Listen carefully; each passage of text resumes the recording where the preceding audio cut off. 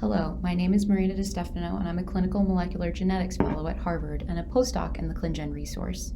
This is part 2 of a 3-part training series on transcript annotation and curation. In part 2, I will discuss resources used for transcript curation. This is an outline of the entire series. In the first part, I covered why transcript curation matters, citing examples from the hearing loss clinical domain.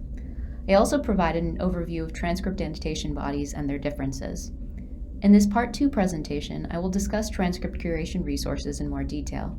Continue on to Part 3 to hear about a specific transcript curation strategy that we deployed in the hearing loss domain. As I mentioned in Part 1 of this series, there are multiple transcript annotation bodies. The two most commonly used are RefSeq and Ensembl.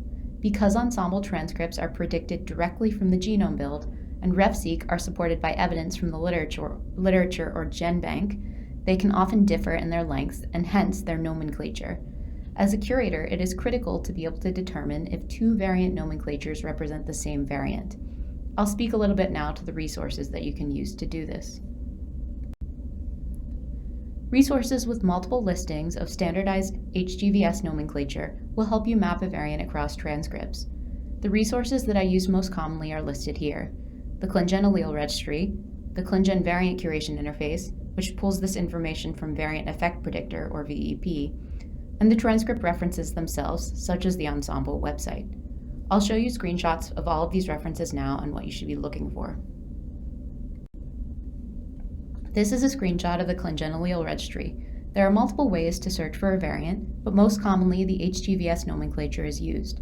You can see that when you pull up a variant, the nomenclature across multiple RefSeq and Ensembl transcripts are listed, which should help you map the variant. This is a screenshot of the ClinGen Variant Curation Interface, or the VCI. When you search for a variant, multiple representations of the variant across RefSeq and Ensembl transcripts are listed on the Basic Information tab. Finally, this is a screenshot of the Ensembl website. This resource might be most useful if you just want to map a specific RefSeq transcript to a specific Ensembl transcript without a particular variant in mind, which can be quite helpful for using GTEx, a resource I'll describe shortly. You can see boxed in red that each Ensembl transcript has the corresponding RefSeq transcript listed. Keep in mind that not all Ensembl transcripts will have a corresponding RefSeq transcript. Now I'll discuss the references that I found most helpful for curating transcript information. When you curate a transcript, you want to try and discover the tissue-specific expression profile and the expression levels of the transcript. This is not always easy to do, depending on your tissue of interest, and there is often a dearth of publications on the matter. However, there are a few resources listed here that you should consult. I'll discuss each of them in more detail now.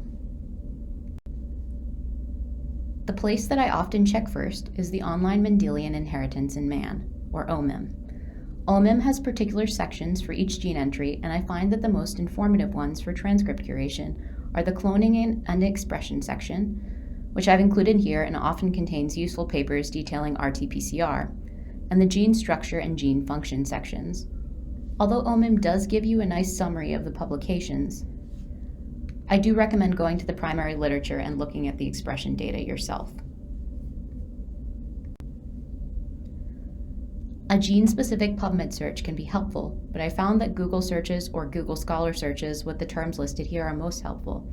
For example, your gene of interest and transcript expression, your gene of interest and human transcript expression, your gene of interest and isoforms, and your gene of interest and splicing are some useful terms.